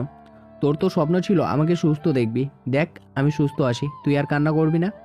বাবা, আমি কথা বলতে পারছি না, আমার কেমন জানি করতেছে। আমার এসব কিছু স্বপ্নের মতো লাগছে। আমার বাবা আবার সুস্থ হয়ে যাবে, এটা আমি শুধু স্বপ্নে দেখতাম। এটা যে বাস্তব হয়ে যাবে ভাবতে পারিনি। আল্লাহ আমাদের জন্য ব্যবস্থা করে দিয়েছেন ছেলেটাকে। ছেলেটা অনেক ভালো, তার সাথে কোনোদিন খারাপ ব্যবহার করবি না। কে বলেছে আঙ্কেল আমার কারণে সবকিছু হয়েছে? আমার বাবা তো মানুষের সেবা করার জন্য এই চাকরিটা নিয়েছে। যদি মানুষের সেবা করতে না পারলো তাহলে কেন চাকরি নিল? হ্যাঁ ভাই সাহেব, আমার ছেলে একদম ঠিক কথা বলেছে। আপনি প্লিজ আর কোনোদিন এরকম কোনো কথা বলবেন না যে আমাদের কারণে সব কিছু আছে। জন্ম মৃত্যু সব কিছু আল্লাহর হাতে। তাই আল্লাহ যেটা চান সেটাই আপনার হয়তো সুস্থ হওয়ার লেখা ছিল, সেজন্য আমাদের কাছে এনে দিয়েছেন। আঙ্কেল, আমি আপনাকে কি বলে যে ধন্যবাদ দিব ভাষা খুঁজে পাচ্ছি না। আপনি আমার স্বপ্ন পূরণ করে দিয়েছেন, আমাদের জীবনে আপনি পাল্টে দিয়েছেন। এই মেয়ে, তোমাকে কতবার বললাম তুমি এসব কথা কান্না করে বলবে না? আমার এসব একদম সহ্য হয় না। তুমি আমার মেয়ের মতো, আমারও কোনো মেয়ে নেই, আমার একটাই ছেলে। তাই তুমি আজকে থেকে আমার মেয়ের মতো, আর এরকম কথা কোনোদিন বলবে না। ইভা এখনও সব কিছু মেনে নিতে পারছে না। তার কাছে কেমন জানি মনে হচ্ছে সব কিছু। এরপর অনেকক্ষণ সেখানে বসে থাকে। তার বাবার পাশে যখন আসতে যাবে তখন নিহানের মা তাকে আহ্লাদ করে ডেকে নিয়ে যান। ইভা তখন বেশ চিন্তায় পড়ে যান। নিহানের মা তার সাথে কী কথা বলবেন তখন তিনি বেশ চিন্তিতভাবেই বলেন, আমার ছেলেটা একটু বোকা টাইপের মা, তুমি ওকে একটু ম্যানেজ করে নিও। আমি জানি না ও ভার্সিটিতে কেমন থাকে, আমার অনেক চিন্তা হয় ওকে নিয়ে। তুমি একটু দেখো আমার ছেলেটা যেন ভালো মতো খাওয়া দাওয়া করে। তোমাকে সব কিছু একটু খেয়াল রাখতে হবে। আমি জানি আমাদের কথা না শুনলেও ও তোমার কথা শুনবে, তাই তুমি একটু ওকে বোঝানোর চেষ্টা করবে। আন্টি, আপনি কোনো চিন্তা করবেন না, আমি ওর খেয়াল রাখবো। আপনি নিশ্চিন্তে থাকতে পারেন। নিশ্চিন্ত থাকার কথা বললে কি নিশ্চিন্ত থাকা যায় রে মা? ছেলেটাকে দূরে রেখে আমি ঠিক মতো খেতে পারি না। সব সময় তার কথা চিন্তা হচ্ছে, কখন কি খাচ্ছে কি না খাচ্ছে এটা নিয়ে অনেক চিন্তা হয়। ছেলেটা আমার একটু বোকা, কিন্তু আমি নিশ্চিতভাবে বলতে পারি আমার ছেলে কোনো দিন কারোর সাথে বেইমানি করেনি, আর কোনো দিন করবেও না। এই ব্যাপারে আপনি নিশ্চিন্তে থাকতে পারেন আন্টি। আমি যতদিন আছি আপনার ছেলের কোনো ক্ষতি হবে না। আমি পাশে থাকাকালীন আপনার ছেলের উপর কোনোদিন কেউ হাত তুলতে পারবে না। এই ব্যাপারে আপনি একদম নিশ্চিন্তে থাকতে পারেন। আচ্ছা ঠিক আছে মা, তোমার কথা শুনে আমি একটু নিশ্চিন্ত হলাম। আমি সবার সামনে কথা বলতে পারছি না, সবাই কি না কি মনে করবে, তাই একটু আড়ালে ডেকে কথা বললাম। আর নিহান এসব একদম পছন্দ করে না, তাই তোমাকে আড়ালে দেখে কথাটা বলতে বাধ্য হলাম। আচ্ছা ঠিক আছে আন্টি, তাহলে আমি এখন আসি, আমাদের তো পড়াশোনা আছে। এরপর তারা দুজন চলে আসে। তাদের বন্ধুত্ব ভালোই চলছিল, দুজনের মধ্যে এখন অনেক ভালো সম্পর্ক হয়ে গেছে। দেখতে দেখতে তাদের পরীক্ষার সময়ও এসে গেল। এই কয়েকদিনেই দুজন দুজনের প্রতি প্রচণ্ডভাবে আসক্ত হয়ে পড়েছে। একদিন কথা না বললে দুজনের ভালো থাকার সম্ভব হয় না। ওদিকে ইভার বাবাও সুস্থ হয়ে উঠেছেন, তিনি আবারও চাকরিতে যোগদান করছেন। ইভা কতটা খুশি সেটা সে বলে বোঝাতে পারবে না। ভার্সিটির মধ্যে সব সময় আরিয়ান বাধা দেওয়ার চেষ্টা করছে। আরিয়ান বারবার তাদেরকে অপমান করার চেষ্টা করছে, কিন্তু কোনো সময় সফল হতে পারেনি, কারণ ইভা সব কিছু সামলে নিয়েছে আগে থেকেই। আরিয়ান বারবার ব্যর্থ হওয়ার পরেও মনে মনে হাসছে, কারণ তার আসল প্ল্যানটা এখনও বাকি। আসল প্ল্যান সে একটু পরেই কাজে লাগাবে, তখন বুঝতে পারবে আরিয়ান কতটা জঘন্য প্ল্যান করেছে তাদের বিরুদ্ধে। নিহান ক্যাম্পাসে বসেছিল, তখন হঠাৎ করে তার পাশে তাদের ক্লাসের রিয়া নামের একটি মেয়ে বসে বলে, নিহান, তোমার সাথে আমার কিছু কথা আছে। কি কথা বলেন? আমি তোমাকে ভালোবাসি নিহান। এখন এসব সম্পর্কে আমি জড়াতে চাই না, প্লিজ এরকম কোনো কথা বলবেন না। আমার এসব একদম ভালো লাগে না, তাই প্লিজ এরকম কথা আমার সামনে বলবেন না। এরকম করে কথা বলছো কেন নিহান? আমি জানি তোমার সাথে ইভার কোনো সম্পর্ক নেই, তোমরা দুজন শুধুমাত্র ভালো বন্ধু। তো আমাকে মেনে নিতে তোমার সমস্যা কোথায়? হ্যাঁ, আমার টাকা পয়সা আছে, আমি দেখতে কি কম সুন্দর? এখানে আমি এসব চিন্তা করি না, আমি এখানে পড়াশোনা করার জন্য এসেছি। কয়েকদিন পর আমাদের পরীক্ষা, তাই পড়াশোনায় মনোযোগ দেন। ইভা তখন ক্যাম্পাসে প্রবেশ করছিল। এই রকম দৃশ্য দেখে সে কেন জানি মেনে নিতে পারছিল না। নিহানকে অন্য একটা মেয়েকে কথা বলতে দেখে তার কেন জানি খারাপ লাগছিল, কিন্তু তার কেন খারাপ লাগছিল এটা সে নিজেও জানে না। কেন জানি তার মনে হচ্ছিল নিহানের পাশে অন্য কোনো মেয়ে কোনো দিনই আসতে পারে না। সে চুপচাপ দাঁড়িয়েছিল, কিন্তু বেশিক্ষণ দাঁড়াতে পারল না, তাদের কাছে চলে গেল, কারণ তারা কি কথা বলছে সেটা সে জানতে চায়। তখন মেয়েটা বলল, দেখো নিহান, আমি তোমাকে সত্যিই ভালোবাসি। তুমি ভাবতে পারো আমি তোমার সাথে মজা করতেছি, কিন্তু আমি সত্যি বলছি আমি তোমাকে ভালোবাসি। আর তোমার সাথে যেহেতু কারো সম্পর্ক নেই, আমি অপেক্ষা করতে রাজি। তুমি যতদিন বলবে আমি ততদিন অপেক্ষা করব, আমার কোনো আপত্তি নেই। দেখেন, আপনি প্লিজ এরকম ঝামেলা করবেন না। আমি আপনাকে ভালোবাসতে পারবো না, এটা সম্ভব না। আপনি কেন আমার জীবনে এসে আমার জীবনটা ধ্বংস করে দেওয়ার প্ল্যান করেছেন, এটা আমি একদম চাই না। তাই প্লিজ এরকম কথা আর কোনোদিন আমার সামনে বলবেন না। নিহান, এবার কিন্তু বাড়াবাড়ি হয়ে যাচ্ছে। আমি কিন্তু এরকম মেয়ে না, আমি কোনোদিনও কাউকে প্রপোজ করিনি, শুধুমাত্র তোমাকে প্রপোজ করেছি। আমার বাবার টাকা পয়সার কোনো অভাব নেই, আমি তার একমাত্র মেয়ে। যদি তুমি আমাকে বিয়ে করো তাহলে তুমি সব সম্পত্তি একা পেয়ে যাবে।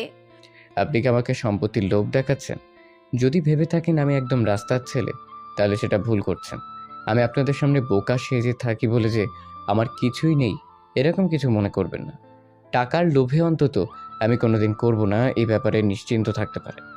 নিহান, তোমাকে আমি শেষবারের মতো বলছি, তুমি আমাকে ভালোবাসবে কি না? এই মেয়ে, তোমাকে যখন সে বারবার বলছে সে তোমাকে ভালোবাসে না, এরপরেও তাকে কেন ডিস্টার্ব করছো? তুমি এত নির্লজ্জ কেন? মেয়েরা তো এত নির্লজ্জ হয় না। এই, তুই কেন কথা বলতে আসিস আমাদের মাঝে? হ্যাঁ, আমি তাকে ভালোবাসার কথা বলেছি, তোর সাথে তার কোনো সম্পর্ক নেই, শুধুমাত্র বন্ধুর সম্পর্ক। তাহলে তুই কেন তার ব্যাপারে কথা বলছিস? হ্যাঁ, এটা ওর সিদ্ধান্ত, ও আমাকে জানাবে।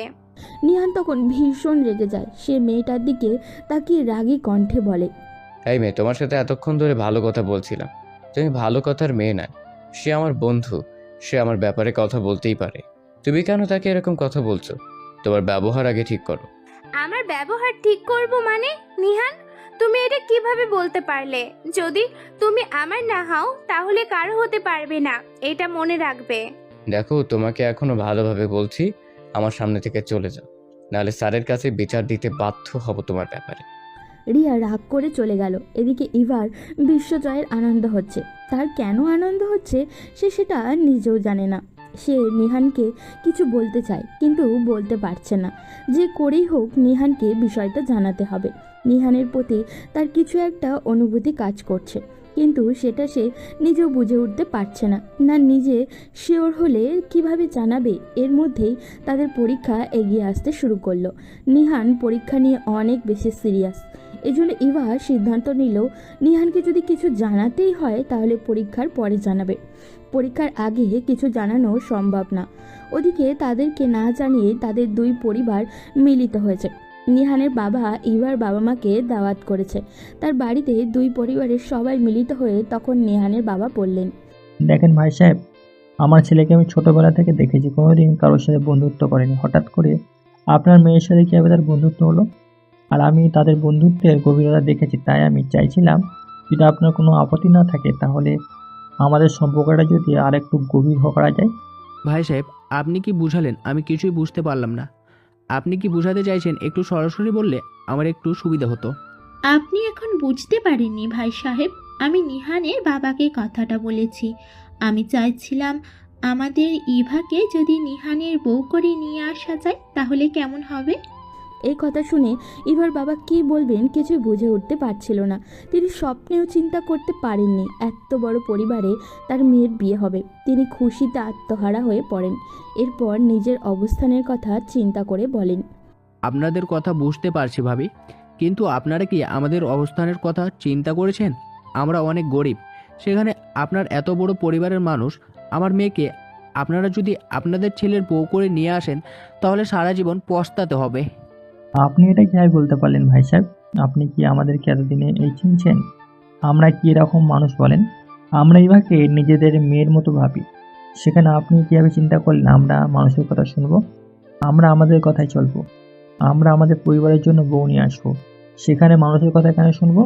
তবুও আমার কাছে বিষয়টা কেমন জানি মনে হচ্ছে, কারণ নিহানের জন্য কত বড়লোক পরিবারের মেয়েরা অপেক্ষা করতেছে। সে পড়াশোনায় অনেক ভালো, সেখানে আমার মেয়ে এত গরিব একটা পরিবারের মেয়ে। তাকে যদি বউ করে নিয়ে আসেন তাহলে আপনাদের সমস্যা হতে পারে। এমনিতেই আমরা আপনাদের প্রতি চিরকৃতজ্ঞ, আর কৃতজ্ঞতা বাড়াতে চাই না, পরে আমার পক্ষে শোধ সম্ভব হবে না। কি বলছেন আপনি? আমার প্রতি কৃতজ্ঞ প্রকাশ করতে চাইছেন? যদি সত্যি কৃতজ্ঞতা প্রকাশ করতে চান তাহলে আমি যেটা বলছি সেটা করেন, আমার প্রস্তাবটা মেনে নিন, এটাতেই আমার কৃতজ্ঞতা শোধ হয়ে যাবে। আপনি যখন এত করে বলছেন আমি আর কি বলবো। আপনারা যেটা ভালো মনে করেন সেটাই করেন, আমার কোনো আপত্তি নেই। এটা তো আমার মেয়ের জন্য অনেক বড় ভাগ্যের একটা ব্যাপার, এত বড় পরিবারের বউ হবে। আমরা কিন্তু আমাদের মেয়েকে বউ করে নিয়ে আসবো না, সেই এই পরিবারের মেয়ের মতো থাকবে। আপনি চাইলে দেখতে পারেন এসে যে আমরা কিভাবে তাকে রেখেছি। আমরা তাদের পরীক্ষা শেষ হলেই বিয়ের ব্যবস্থা করব। সেটা আমাদের দেখার কিছু নয়। আপনাদের প্রতি আমাদের যতটুকু বিশ্বাস আছে ততটুকুতেই হবে। আমি জানি আপনারা কোনো দিন আমার মেয়েকে কোনো সমস্যায় পড়তে দিবেন না। তাহলে এই কথাই থাকলো, আমরা আমাদের মেয়েকে নিয়ে আসবো ওদের পরীক্ষার পরে। এখন ওদের কিছু জানানোর প্রয়োজন নেই, পরীক্ষা শেষ হলেই তাদেরকে নিয়ে আসবো। এরপর তারা সবাই খাওয়া দাওয়া করতে বসে গেলেন। এইভাবেই তাদের দিন কেটে গেল। পরীক্ষার আগের দিন ইভা দেখা করতে এসেছে নিহানের সাথে। ইভা কি জানি ভেবে বলল, নিহান, তোমাকে কিছু কথা বলতে চেয়েছিলাম, কিন্তু কেন জানি কথাগুলো বলতে পারছি না। আমার ভেতর থেকে যেন একটা বাধা আসতেছে। যদি আমি তোমার সাথে কোনো ভুল করে ফেলি তাহলে কি তুমি আমাকে ক্ষমা করবে? এবার তুমি এরকম করে কথা বলছো কেন?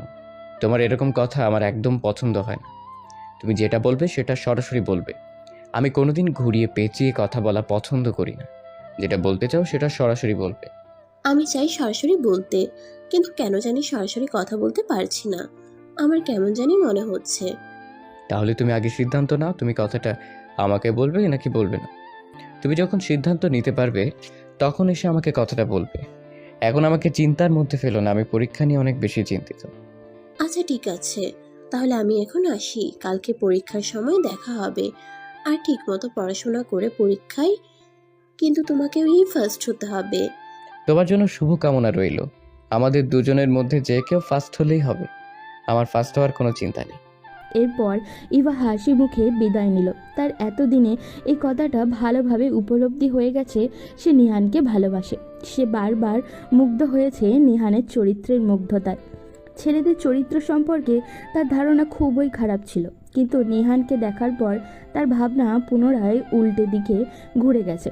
বর্তমান যুগে ছেলেদের চরিত্র ভালো হতে পারে, এটা সে বুঝতে পেরেছে ভালো করে। মাঝে মাঝে আমরা অনেকেই বিশ্বাস করতে চাই না যে ছেলেদেরকে, কিন্তু এখনও অনেক ছেলে আছে যারা নিজেদেরকে লজ্জাবতীর মতো গুটিয়ে নিয়েছে এই অন্ধকার সমাজ থেকে। একজনকে দেখে হাজারজনকে বিচার করতে যাওয়া ঠিক নয়। এখনও অনেক ছেলে আছে যারা নিজেদের পরিবারের জন্য নিজেদের জীবনটাও পর্যন্ত উৎসর্গ করতে পারে। ইভা চলে গেল তার হলে যাওয়ার পর রিমা তার পাশে এসে বসে, একটু অদ্ভুত দৃষ্টিতে তাকিয়ে বলল, কি ব্যাপার রে দোস্ত, আজ এত খুশি খুশি লাগছে? নিহালকে কি ভালোবাসার কথা বলে দিয়েছিস যার কারণে এত খুশি খুশি লাগতেছে? কি বলছিস? নিহানকে ভালোবাসার কথা বলতে যাব কেন? তোকে এসব কে বললো? দোস্ত, আমার কাছ থেকে লুকিয়ে কোনো লাভ নেই, কারণ আমি প্রতিদিন রাতে দেখি তুই নিহালের পিক ফোনে বের করে তাকিয়ে থাকিস। তুই ভাবিস আমি ঘুমিয়ে যাই, কিন্তু আমি ঘুমাইনি। আমি অনেক দিন দেখেছি, তাই আমাদের কাছে আর মিথ্যা বলে কোনো লাভ নেই।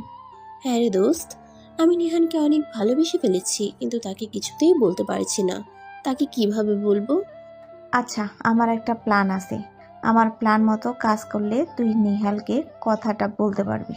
ইভা যখন প্ল্যান শুনতে যাবে তখনই বাইরে থেকে কেউ একজন দরজায় ডাকতে শুরু করলো।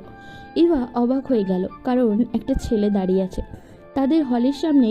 এই সময় কোন ছেলের আসার কথা নয়। ছেলেটা একটু অবাক এবং চিন্তিত হয়ে বলল, আপনি তো ইভা আপু, তাই না? নিহান ভাইয়া হাত কেটে ফেলেছে। আপনি তাড়াতাড়ি চলুন আমার সাথে। এই কথা শোনার পর ইভার মাথা ঠিক থাকে না। সে দৌড়ে বাইরে বেরিয়ে আসে। বাইরে বেরিয়ে আসতেই অবাক হয়ে যায়, কারণ সামনে কয়েকটা ছেলে দাঁড়িয়ে আছে। এদেরকে সে চেনে না। যখন কিছু বলতে যাবে তখনই তার মাথাটা ঘুরে আসে। কেউ তার মুখের উপরে কিছু একটা চেপে ধরেছে। সে আর কথা বলতে পারে না, হারিয়ে যায় ঘুমের দেশে। ওদিকে রিমা অনেকক্ষণ ধরে অপেক্ষা করছে, কিন্তু ইভা ফিরে আসছে না। এটা দেখে সে চিন্তায় পড়ে যায়। পরের দিন সকালে পরীক্ষা প্রায় 2 ঘন্টা হয়ে গেছে। এতক্ষণ ধরে কি করছে? তখন সে নিহানের সাথে দেখা করার জন্য চলে গেল। ছেলেদের হলের ওখানে গিয়ে জানতে চাইলো নিহান কোথায়। এরপর নিহানের সাথে দেখা করলো। নিহান তখন পুরোপুরি ভালো অবস্থায় বসে আছে। সে অবাক হয়ে জিজ্ঞাসা করলো, কি ব্যাপার নিহাল, তোমার না হাত কেটে গেছে, অনেক রক্ত পড়তেছে? তুমি তো দেখছি ভালোই আছো। কি বলছেন? আমার হাত কেটে গেছে মানে? কে বলেছে আপনাদের এসব? তার মানে কি তোমার হাত কাটেনি? আমাদেরকে তো একটা ছেলে এসে বলল তোমার হাত কেটে গেছে, অনেক রক্ত পড়তেছে। সেই জন্য ইভা 2 ঘন্টা আগে দৌড়ে আসলো তোমাকে দেখার জন্য। এরপর থেকে আর রুম থেকে পাওয়া যাচ্ছে না। আমি তাকে না পেয়ে এখানে খুঁজতে চলে আসলাম। কি সব বাজে বাজে কথা বলছেন? আমি কাকে পাঠাবো? আর আমি তো পড়ছিলাম, আমার হাত কাটবে কেন? কে আপনাদের এসব কথা বলেছে? তোমাকে একটা সত্য কথা বলি নিহাল, ইভা তোমাকে অনেক বেশি ভালোবাসে, কিন্তু তোমাকে কিছুই বলতে পারছিল না। যখনই শুনেছে তোমার হাত কেটেছে তখন আর বসে থাকেনি, দৌড়ে বাইরে চলে এসেছে। আমার মনে হয় তার কোনো বিপদ হয়েছে, না হলে এতক্ষণে ফিরে আসার কথা। এই কথা শোনার পর নিহান পাগল হয়ে গেল।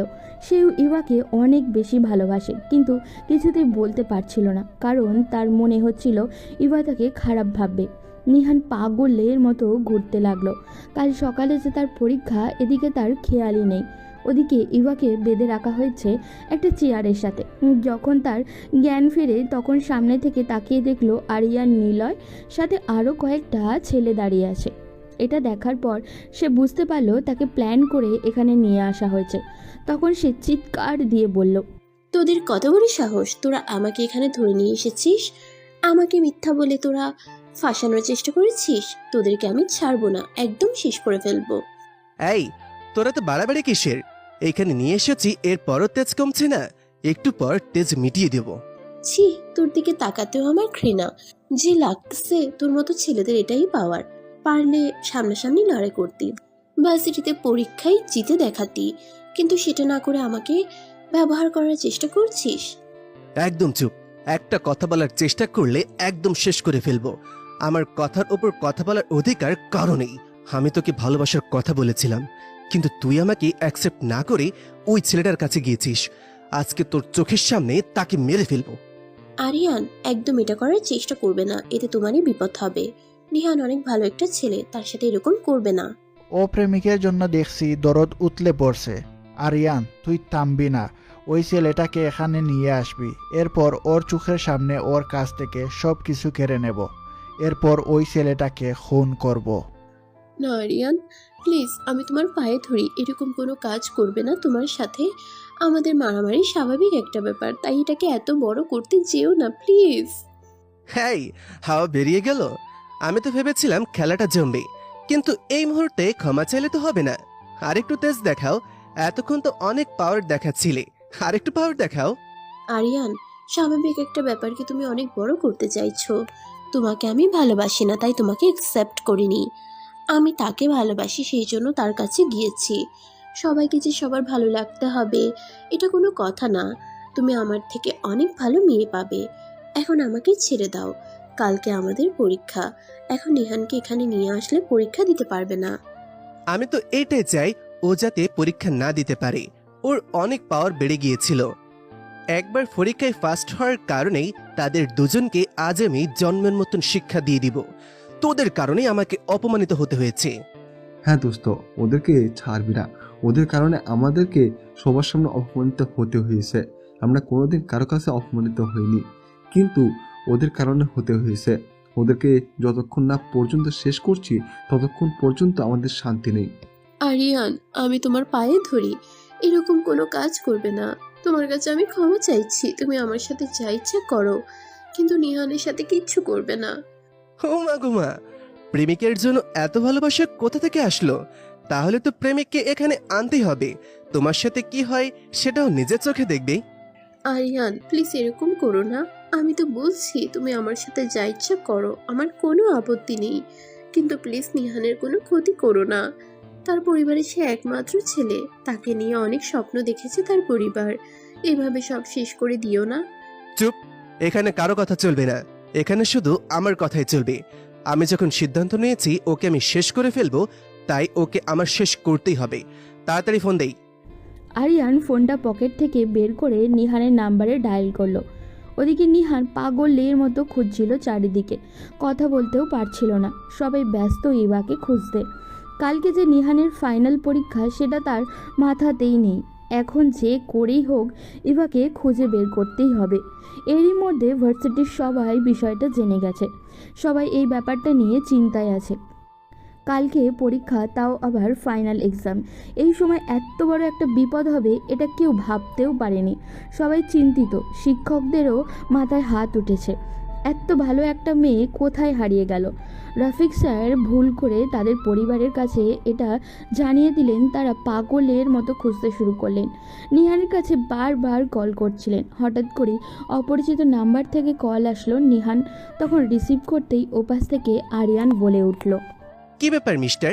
নিজের ভালোবাসার মানুষকে খুঁজছো তাই না? সে এখন আমার আন্ডারে, তাই তাকে যদি বাঁচাতে চাও 1 ঘন্টার ভেতরে আমার দেওয়ার ঠিকানায় চলে আসো। যদি একটুও চালাকি করার চেষ্টা করো তাহলে সব শেষ করে দেব। রিয়ান, তুমি? তার মানে তুমি এসব করেছো? আমি ভাবতেও পারছি না তুমি এতটা জঘন্য। আমি ভাবতাম তুমি শুধু আমার সাথে এমনি এমনি মারামারি করতেছো, কিন্তু তুমি তাকে কিডন্যাপ করে নিয়ে গেছো, তাও আবার এমন একটা দিনে। তোমাকে আমি ছাড়বো না। এতদিন আমার ভালো রূপ দেখেছো, আজ আমার খারাপ রূপ দেখাবো। চুপ, একদম কথা না। আমি যেটা বলেছি সেটাই হবে। 1 ঘন্টার ভেতরে যদি এইখানে না আসিস তাহলে একদম শেষ করে ফেলবো। ঠিক আছে, আমি আসতেছি। তুমি ইভার কোনো ক্ষতি করবে না। আমি আসতেছি। আমি আসার পর তোমার সাথে কথা বলতেছি। তোমার যা ইচ্ছে আমার সাথে করবে। আমার সাথে তোমার শত্রুতা, তুমি তার সাথে কেন এরকম করবে? আরিয়ান তখন হাসতে হাসতে ফোনটা রেখে দিল। নিহান ঠিকানা পেয়ে পাগলের মতো সেখানে যেতে শুরু করলো। তখন তার মাথায় হঠাৎ করে আসলো সেখানে যাওয়ার পর তো সে অসহায় পড়বে, তাকে সাহায্য করার মতো কেউই থাকবে না। তখন সে কিভাবে কি করবে? এরই মধ্যে তার বাবা মা সবাই চলে আসলেন তার সাথে দেখা করার জন্য। তখন নিহান তাদেরকে বিষয়টা জানালো। তারা পুলিশকে বিষয়টা জানানোর কথা বললেন। নিহান তখন কি করবে কিছুই বুঝে উঠতে পারছিল না। তখন সে বলল সে একা যাবে এর ভিতরে, তারপর তার পরিবারের সবাই পুলিশ নিয়ে সেখানে যাবে, না হলে ইভার কোনো ক্ষতি করে ফেলতে পারে। তাই তারা সেটাই করলো। তাদের পরিবারের সবাই চলে গেল পুলিশের সাথে দেখা করতে। পুলিশকে নিয়ে তারা সেই ঠিকানায় পৌঁছাবে, আর নিহান চলে গেল একা সেখানে। পৌঁছালো প্রায় 40 মিনিট পর। ভিতরে প্রবেশ করা মাত্রই তার হাত পা বেঁধে ফেলা হলো। ইভা তখন কান্না করছে এটা দেখে। নিহান তাকে ইশারায় শান্ত হতে বলল। আরিয়ানও তখন বলতে শুরু করলো, তোর কারণে আমাকে পুরো ভার্সিটির সামনে অপমানিত হতে হয়েছে। আমি তোকে ছাড়বো না। আজকে তোর সামনেই আমি তোর প্রেমিকাকে করব, এরপর তোকে মারবো। দেখি এখন তুই আমাকে কিভাবে থামাতে পারিস। আরিয়ান প্লিজ এরকম করো না। তোমার সাথে আমার শত্রুতা, তুমি আমার সাথে যা ইচ্ছে করো, কিন্তু তুমি তার সাথে কেন এরকমটা করবে? তোমার বাড়িতে কি বোন নেই? তুমি আর একটা মেয়ের জীবন নষ্ট করার কথা ভাবছো কি করে? না আরিয়ান, তুমি আমার সাথে যা ইচ্ছে তা করো, কিন্তু নিহানের কিছু করবে না। আমি তোমাকে ইগনোর করেছি, তোমাকে অবহেলা করেছি, আমার কারণে তোমাকে অপমানিত হতে হয়েছে। তুমি আমার যা ক্ষতি করার করো, কিন্তু তার কোনো ক্ষতি করবে না, কারণ আমি তাকে আমার জীবনের চেয়েও বেশি ভালোবাসি। আমার জীবন দিয়ে দেব, কিন্তু তার কোনো ক্ষতি আমি হতে দিব না। আরিয়ান তখন উচ্চ স্বরে হাসতে শুরু করলো। এটা দেখে তারা দুজনেই অনেক বেশি ভয় পেয়ে গেল। অপ্রকাশিত ভালোবাসা আজ প্রকাশ হয়ে গেল, কিন্তু এমন একটা পরিস্থিতিতে প্রকাশ হলো যখন দুজন দুজনের কাছে থেকেও অনেক দূরে। আরিয়ান তখন হাসতে হাসতে বলল, আচ্ছা বলো তো, আমি কি করব? কাকে আগে মারবো? দুজনে বলেছিস দুজনকে মেরে ফেলার জন্য। এত ভালোবাসা কোথা থেকে আসলো? আমার চোখের সামনে প্রেম প্রীতি করে বেড়াবি, আর আমি কিছুই করব না? এটা কিভাবে ভাবলি? আমি এই সুযোগের অপেক্ষায় ছিলাম। এমন একদিন ধরে নিয়ে এসেছি যেদিন তোদের চারিদিক থেকে বিপদ আসবে। আরিয়ান আমি তোমাকে সতর্ক করে দিচ্ছি, তুমি ইভার কোনো ক্ষতি করবে না। তুমি যা ক্ষতি করার আমার করো, কিন্তু ইভার কোনো ক্ষতি করবে না। এই, তুই তো ভার্সিটিতে সব থেকে বোকা ছিলি, তুই এত চালাক কিভাবে হলি? আচ্ছা ঠিক আছে, তোর স্বপ্ন পূরণ করব, তোকেই আগে মারবো। না আরিয়ান, আমি তোমার পায়ে ধরি, এরকম করো না। তুমি আমাকে মেরে ফেলো, এরপরও তুমি তার কোনো ক্ষতি করো না। আমি কি করব এখন বলতো? তোদের দুজনের মধ্যে কাকে মারবো সেটা বল। আমি বলছি তো আমাকে মেরে ফেলো, আমার কোনো দুঃখ নেই। তুমি কাউকে ছেড়ে দাও। একটা মেয়ের জীবন নষ্ট করা অনেক বড় একটা পাপ। তুমি আমাকে মেরে ফেলো, আমার কোনো আপত্তি নেই। আচ্ছা ঠিক আছে, আমি টস করি, তোদের দুজনের মধ্যে কাকে আগে মারবো। টস তো আমরা তোকে করাবো। কিডন্যাপ করে আবার টস করা হচ্ছে। আরিয়ান পিছনে ফিরে পুলিশ দেখে চমকে গেল আর চারিদিকে তাকাতে শুরু করলো। পুরো বাড়িটা পুলিশ দিয়ে ঘিরে ফেলেছে। আরিয়ান তখন নিহানের দিকে তাকিয়ে বলল, তোর কত বড় সাহস! আমি বলেছিলাম একা আসার জন্য, কিন্তু তুই আমার সাথে চালাকি করেছিস।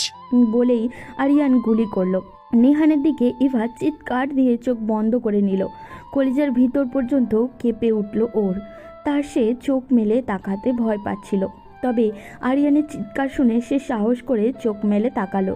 চোখ মেলে তাকিয়ে সে অবাক হয়ে গেল, কারণ নিহান স্বাভাবিক অবস্থাতেই আছে। তার মানে কি হয়েছে? সে তাকাতেই দেখতে পেল আরিয়ানে পা হাত দিয়ে বসে আছে, কারণ নিহানকে গুলি করার আগেই পুলিশ তার পায়ে গুলি করে দিয়েছে। নিহান এবং ইভাকে নিয়ে আসা হলো। আরিয়ান বারবার চিৎকার দিচ্ছে তাকে ছেড়ে দেওয়ার জন্য, কিন্তু পুলিশ তাকে টেনে হিঁচড়ে নিয়ে গেল। নিহান কারোর সাথে কোনো কথা না বলেই দৌড়ে গাড়িতে উঠল এবং একাই বের হয়ে আসলো। তার এই রকম কাণ্ডে সবাই বেশ অবাক হলেও ইভা হেসে বলল, বিদ্যাসাগরের জ্ঞান ভাণ্ডার পরিপূর্ণ করতে হবে, সময় আর বেশি নেই। তার কথায় সবাই বুঝতে পারলো, কারণ তখন অল্প অল্প ভোরের আলো চারিদিকে ফুটতে শুরু করেছে। নিহানের বাবা নিজে এসে ইভাকে পৌঁছে দিয়ে গেলেন। ইভার আজ ইচ্ছে করছে সব কিছু বাদ দিয়ে নিহানের বুকে ঠিকানা খুঁজে নিতে, কিন্তু নিহান ব্যস্ত পরীক্ষা নিয়ে। পরীক্ষার হলে নিহানকে দেখে ভার্সিটির সবাই যেন আকাশ থেকে পড়ল। সবাই নিহানকে জিজ্ঞাসা করতে শুরু করলো। নিহান তখন হাসি মুখে সবার প্রশ্নের উত্তর দিল। এভাবেই দেখতে দেখতে তাদের পরীক্ষাটা শেষ হয়ে যায়। নিহান এবং ইভা বাসায় চলে আসে। বাসায় আসার পর তাদের খুনসুটি, মান অভিমান আর দুষ্টুমির ঝগড়া এভাবেই চলতে থাকে। দেখতে দেখতে আরও 3টে মাস কেটে যায়। তাদের পরিবারের কথা ছিল এবং ইভার ইচ্ছাও ছিল পরীক্ষার পর তাদের বিয়ে দেওয়া হবে, কিন্তু নিহান কিছুতেই বিয়ে করতে চাইছিল না। সে নিজের পায়ে দাঁড়াতে চায়। সে চাইছিল রেজাল্ট বের হওয়ার পর যতদিন চাকরি না পাবে ততদিন বিয়ে করবে না, এবং সেটাই করেছে। 3 মাস পর নিহান একটা বড় সরকারি কোম্পানিতে চাকরি পেল। সে ইঞ্জিনিয়ারিং হিসাবে জয়েন করেছে কোম্পানিতে। সেই কারণে আজকে তাদের বিয়ে। ইভার এতদিনের স্বপ্ন পূরণ হতে চলেছে। সে অনেক বেশি খুশি ছিল। ভালোভাবেই বিয়ে সম্পন্ন হয় নিহান আর ইভার। বাসর ঘরে প্রবেশ করেই তখনই ইভা তার দিকে তাকিয়ে অভিমানী কণ্ঠে বলে, তোমার সাথে আমার কোনো কথা নেই। তুমি আমার সাথে কোনো কথা বলবে না। এতদিন আমাকে অপেক্ষা করিয়েছো। আমি বলেছি তুমি আমাকে বিয়ে করো, কিন্তু তুমি 1 দিন 2 দিন বলে বলে 3 মাস আমাকে অপেক্ষা করিয়েছো। সরি বউ, কান ধরছি। আর কোনোদিন এরকম কোনো কাজ করব না। এরপর থেকে যা করব তাড়াতাড়ি করে ফেলবো। এর মানে কি? তুমি কি আবার আরেকবার বিয়ে করার কথা ভাবছো নিহান? আরে বাবা, আমি সেটা কখন বললাম? আমি বললাম আগামীতে যে কাজ করব সে কাজ তাড়াতাড়ি করে ফেলবো। এখন রাগ করো না প্লিজ। সাদে কি আমি তোমাকে বোকা বলি? তুমি সত্যি আসলে একটা বোকা, না হলে কেউ এরকম কথা বলে? বাসরাতে এসেছো, কোথায় আমার অভিমান ভাঙাবে তা না করে তুমি আমার সাথে এরকম আজে বাজে কথা বলতেছো। নিহান তখন কোনো কথা না বলে ইভাকে টেনে নিয়ে গেল বারান্দায় যেতেই ইভা অবাক হয়ে গেল, কারণ অনেক সুন্দর করে সাজানো চারিদিকে, রং বেরঙের লাইটের ছড়াছড়ি, অনেক সুন্দর করে চারিদিকটা ফুল দিয়ে সাজানো হয়েছে। মাঝখানে একটা কেক রাখা। নিহান তখন একটা আংটি পকেট থেকে বের করে ইভার সামনে হাঁটু গেড়ে বসে বলল, এবার আমি জানি না তুমি কিভাবে আমার জীবনে এসেছিলে। হঠাৎ করে তোমার আমার দেখা, সেখান থেকে আমাদের সম্পর্ক। তবে এই সম্পর্ক আমাকে এতটা আকৃষ্ট করে ফেলবে এটা আমি কোনোদিন কল্পনাও করতে পারিনি। তবে তোমার মাঝে আমার সব কিছু দেখতে পেয়েছি, তাই তোমাকে নিয়ে আমি আমার স্বপ্ন দেখাতে চাই। আমি হয়তো কবিদের মতো ছন্দের তালে তালে তোমাকে প্রপোজ করতে পারবো না। আমি হয়তো সাহিত্যিকের মতো কাব্যর ভাষায় তোমাকে প্রপোজ করতে পারবো না, কিন্তু আমি আমার ভাষায় তোমাকে প্রপোজ করেছি। তোমাকে মনে পড়ে না এমন কোনো মুহূর্ত নেই যেদিন প্রথম জেনেছিলাম তুমি আমাকে ভালোবাসো। আমি নির্বাক হয়ে তোমার মুখের দিকে তাকিয়েছিলাম। তুমি জানো না কি প্রচণ্ড কান্না পাচ্ছিল। আমার ইচ্ছা করছিল দৌড়ে এতটা দূরে চলে যাই যেখান থেকে আমার কান্নার শব্দ তুমি শুনবে না। যদিও সে কান্না ছিল আমার সুখের এমন কান্না। আমি সারা জীবন কাঁদতে চাই। হবে কি আমার জীবনের মরণের সাথী? ইভা তখন নিহানকে শক্ত করে জড়িয়ে ধরে বলল, আমি কি কোনো কবি সাহিত্যিককে জীবনে চেয়েছি? আমি তো এই বোকা ছেলেটাকেই জীবনে চেয়েছি, যাকে আমি আমার মতো চালাতে পারবো, যার প্রতিটা কাজে থাকবে সরলতা। তোমাকে নিয়েই আমার সারা জীবন কাটাতে চাই। আমি তোমাকে অনেক বেশি ভালোবাসি নিহান। তুমি জানো না কতটা ভালোবাসি তোমাকে। তোমার একটু ভালোবাসা পেতে আমি করতে পারি না এমন কিছু নেই। তেমনি আমি মেনে নিতে পারি না তোমার অবহেলা। তুমি জানতেও পারবে না একটুখানি অবহেলা আর উদাসীনতা তোমাকে আমার কাছ থেকে কত যোজন দূরে সরিয়ে দিবে। তুমি কোনোদিন আমাকে ছেড়ে যাবে না তো নিহান? কথা দিলাম, যতদিন নিঃশ্বাস চলবে ততদিন আমি তোমাকে ছেড়ে যাব না। যদি কোনোদিন মরে যাই তাহলে তো আর সেটা বলতে পারছি না, কিন্তু যতদিন আমার নিঃশ্বাস চলবে ততদিন তোমাকে আগলে রাখার দায়িত্ব নিলাম। এরপর তারা কেক কেটে একে অপরকে খাইয়ে দিল। বিছানায় গিয়ে যখন মাথা লাগালো তখন ইভা নিহানের বুকে শুয়ে নিহানকে জড়িয়ে ধরল। এরপর বলল, নিহান, আমি তোমার বুকে সারা জীবন থাকতে চাই। তোমার বুকে আমি আমাকে ছাড়া আর কাউকে সহ্য করতে পারবো না। যদি কোনোদিন আমি মারা যাই তাহলে তুমি ভুলেও বিয়ে করবে না, না হলে আমি কষ্ট পাবো। প্লিজ, তুমি এই দিনে এরকম কথা বলো না। এসব আমার একদম ভালো লাগছে না। ইভা তখন নিহানের কপালে নিজের ভালোবাসার পরশ এঁকে দিয়ে বলল, নিহান, আমি মা ডাক শুনতে চাই। দেবে কি আমাকে মাতৃত্বের স্বাদ? সারা বাড়ি আমার ছোট্ট সোনামণি হেসে খেলে বেড়াবে। সেই মুহূর্ত আমি অনুভব করতে চাই। এবার তুমি না বললে তুমি চাকরি করবে, তাহলে বাবু নিতে চাইছো কেন? চুপ, একদম চুপ। আমার শাশুড়ি আম্মু যদি MBBS পাশ করেও ডাক্তারি না করে সংসার করছেন, সেখানে আমি ইঞ্জিনিয়ারিং পড়ে কেন চাকরি করব? তুমি কি আমাকে ইনকাম করে খাওয়াতে পারবে না? ইভা, এটা যদি তোমার মনে কথা হয় তাহলে পৃথিবীতে আমার চেয়ে সুখী আর কেউ হবে না। আর যদি তুমি আম্মুকে দেখে নিজের অনিচ্ছাকৃতভাবে সিদ্ধান্ত নাও তাহলে বাদ দিয়ে দাও, কারণ আব্বু বারবার বলেছে তাকে চাকরি করার জন্য, কিন্তু আম্মু নিজের ইচ্ছে সব ছেড়ে দিয়েছে। নিহান, তুমি কি আমার কথাই বুঝতে পারছো না? আমি মন থেকে বলছি কথাটা। নিহান শক্ত করে ইভাকে জড়িয়ে ধরল। ভালোবাসার গভীর থেকে গভীরে তাদের ভালোবাসা এভাবেই চলতে থাকুক।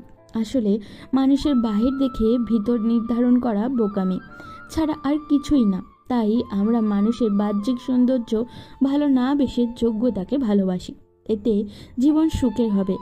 সৌন্দর্য তো বৃদ্ধ হলেই শেষ, কিন্তু যোগ্যতা সেটা তো শেষ হবার নয়।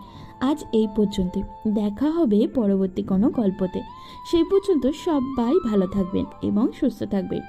আর গল্পটি কেমন লাগলো আমাদের অবশ্যই কমেন্ট করে জানাবেন।